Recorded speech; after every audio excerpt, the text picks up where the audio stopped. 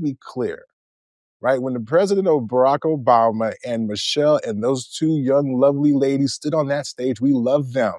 They were Black. They instantly accomplished. So there's no question. Like for me, I'm like, damn, Michelle holding him down. Strong Black women. I'm not one of these niggas who got a problem with strong Black women. So let's be clear. Because even the strongest Black women get soft for a nigga, you dig what I'm saying? But the point is, I like that about her. Her strong jawline told me she could take a punch. Metaphorically is what I'm saying, right? So I'm like, all right, cool. It was all love. But sometimes when you look back with a second lens, you start to pick up on some things and you're like, hold up, wait a minute, right? Right? So, and that's why I'm like, there's a trope, right? No, I'm not even gonna go trope. I'm trying to just, because y'all all was sitting here, oh my God, yeah, she got her own life. But what if it's possible there are issues there in the relationship? Right? What if when Barack was saying, hey, I'm in a deficit, is because even right now, he feels like he is climbing himself out of a hole with his wife. Life is a journey up and down, bro. You signed up for the whole thing. I still got to pay you back for being president of the United States? I don't know. Maybe I hear things differently.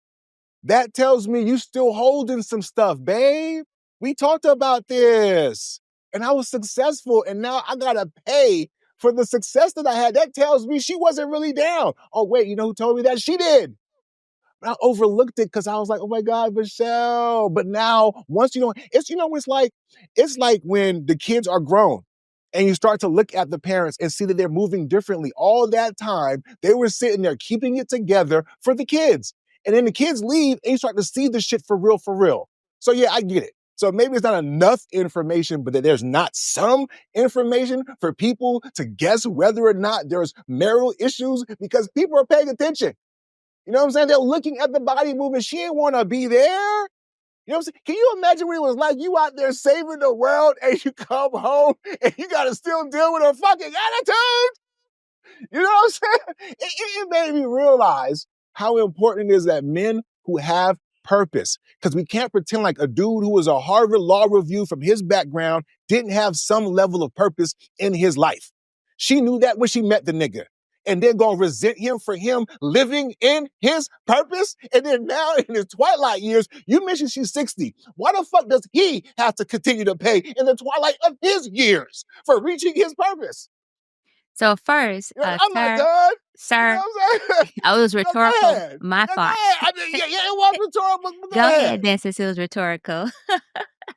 I'm saying suppose that she does have an issue. I get neglect. I get certain things. People, military, have jobs that take them out of the home. It wasn't like he was at home playing video games. You knew what time it was, the job that he was signing up for, the mission that he had. You was cool when he was a community organizer. He was probably outside a lot too, didn't come with a lot of pay. But then all of a sudden, when that community organizers allowed him to help organize in the community in a larger fashion, now it's a problem? She had her mom there too. It wasn't like she didn't have some support. So I'm not even saying, it's not like she's like a single mom or a married woman who got to be at home taking care of things by herself. No, she had a whole fucking staff. Come on, man. If I come home from fucking saving the world, when I get there, all I need is about a good 15 minutes, man. Don't be giving me no bullshit because you want to give me attitude. I'm over here talking to Ching Nung Yong trying to save some fucking trade deal and you pissed. I'm 15 minutes late. She looked like she was giving that nigga hell. You know what I'm saying? Low key. And then it hit me. Because when the nigga got purpose in his life, can you imagine how much greater of a president he would have been if Michelle really supported him for real, for real? Because if she did, what would she resent? What would be there to resent? Oh my God, honey, we did our big one. We helped save the world. Let's ride out in the sunset together. I love you. Oh my God, our kids are leaving. It's a great time. Why the fuck is she still scowling? And why does Barack have to pay for it? Because he wanted to help change the world for the better. Fellas, when you pick your queen, make sure she understands your purpose is paramount. If she can't celebrate your wins, if she can't take sacrifices and make sacrifices for you to reach your fucking purpose and pretend to do so, you might still end up having to pay for it on the back end. And that's what's happening to Baraka back then and right now, man. Stop playing. You making a whole bunch of assumptions. Let me just go ahead and say what I was going to say when you was making answering your rhetorical questions and whatnot. That didn't sound so rhetorical to me. You making a bunch of assumptions in regards to what their relationship was like. Now I will acknowledge that she did herself acknowledge that she had a conversation with him about why she was not comfortable with him becoming the president or running for office. But that's a conversation that you should have had with your wife He did. anyways. He did. Right. That's what I'm saying. And so with her expressing, so what you're doing is penalizing for her expressing her trepidation for the amount of No, that's not scrutiny what and I'm so doing. forth. That's That's not what what it I'm sounds doing. like. Because you're making a whole lot of assumptions. Listen, did you read her autobiography? No, sir. But Okay, I cool, did read cool, the cool, I did hear cool. the I got you. interview You that saw you did. snippets, right? What I'm saying is, right, forget me for a second. There are people who probably have more information, right? Yes or no? And that's Mhm. rhetorical. And so those people are gathering different pieces of them living more in the public light, communicating what's going on with them. You're seeing how they move. You're seeing certain things. So I don't think this is coming out of whole cloth. You get what I'm saying? I'm sorry, I don't. And we know it's a thing when couples get older, mature, kids leave the home. And we also don't think about the impact of even the presidency itself, right? That's a big thing. So I'm not even knocking if it does actually develop into a divorce, because honestly, I would still think their marriage was a success. I'm not one of those people who feel like because you got divorced, you should have never got married. No, I think sometimes, yeah, maybe relationships don't work out. And I would not I would not take away from what they did necessarily in terms of their time. But if they decided as two adults to move on because it's no longer working for them, I don't want them staying together for my sake or for some sake of what it looks like. If y'all are not happy, don't be happy. But we can't also pretend like there's already conversations about men living in their purpose, or about how women leave relationships when they're not happy, or the sacrifices that men make in terms of not only trying to take care of the home, but also to provide outside the home. Or, you know what I'm saying? These are all things that are legitimate. So even if we were to move Barack and Michelle to the side, I think to me, there's enough evidence there to where I could see there being an issue, right? Because again, I get if you're a romantic dude, you're like, yo, man, I wasn't able to spend time. I get it. Barack's probably on that type of time 100%. Right. But I'm saying to you that I think people are seeing things, and it would not surprise me if more were to come down the pike. And then when we had this or if we were to have this conversation again, I'm telling you that I think sometimes when you're a man living in purpose, it becomes very difficult because yes, that woman that you talked to in the beginning was down, but things change and she wants different things.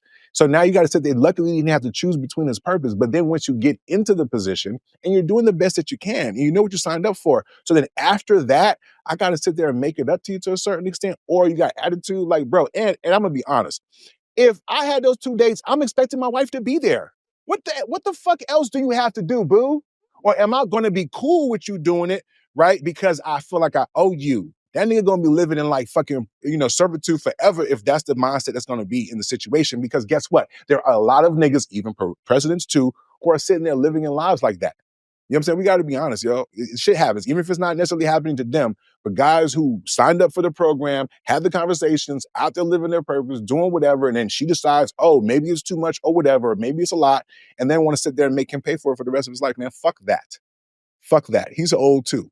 And he So deserves some once fucking again, happiness. I You still know what I'm think you're saying? making some assumptions though, but that's cool because that's what we're here for. We're here to put our opinions out in the ether and whatnot and get it all off. So I understand why you're making these because all relationships, as you pointed out, as part of your assumptions, but this part is true.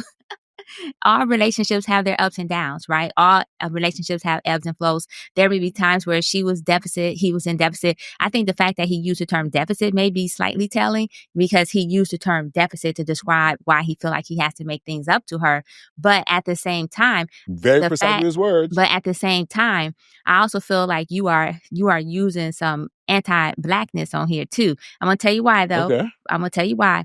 Because you talked about her resting bitch face and attitude multiple times because to me it just correlated to a black woman automatically meant she had attitude when she got back. She had her resting bitch face automatically equate to her having attitude when sometimes that could just be how a sister face is. Sometimes that's just how a face is. Some black women have resting bitch face, period. And so, but we automatically equate that to attitude because that's what we associate with black women in general. So, in addition to your assumptions, I was like, yo, this sounds like some of these tropes that you say you was going to throw out, but you technically low key throwing that trope out about the angry black woman because that's what that rests with, right? With the attitude and the resting bitch face. So, I acknowledge that there you are correct. There are some things that we're not seeing. And I will also acknowledge that there are some wordplay, i.e., the use of deficit, which can speak to his point of view where he's making something up because he's in the hole with her, right? But I also will say that at the end of the day, she got to live her own life still. I still rest on the fact that I think that sometimes people have a problem with her being independent now that she's no longer the first lady. So there's a problem with her being independent. I don't hear nobody talking about what's her name, Melanie, Melena, and the fact that she hardly ever show up. And when she do show up, she flipping her husband hand like, or she walking ahead of him. I'm just saying, like, there's other things, and I think that this is being blown out of proportion. Now, if they end up getting divorced, then I will agree as well that this was a great relationship. I think they've been married for like 33 years or something like that. And so I will agree with that. But I also think that right now we're just jumping to too many conclusions